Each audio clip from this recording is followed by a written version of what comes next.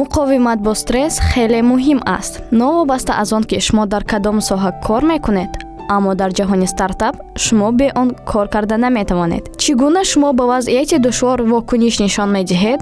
муваффақияти ширкати шумо аз он вобаста аст. мо се зинаи лайфхакое ки самараноктарин барои мубориза бо стресс мебошанд интихоб намудем. зинаи якум: бозгаштан ба вазифа бо ақли тоза.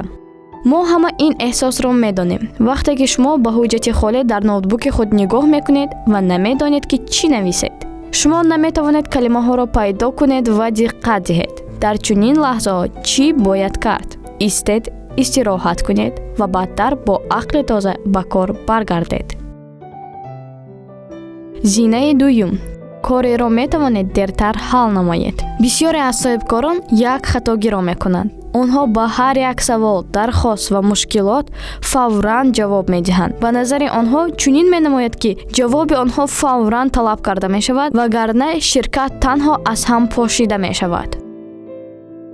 зинаи сеюм: нагузоред ки эҳсосоти шумо ба шумо ҳукмронӣ кунад. вақте ки шумо ғамгин мешавед, шумо қарорҳои нодурустро қабул мекунед. шумо ҷаҳли худро ба дигарон пошида эҳсосотро ҳидоят мекунед, на мантиқро.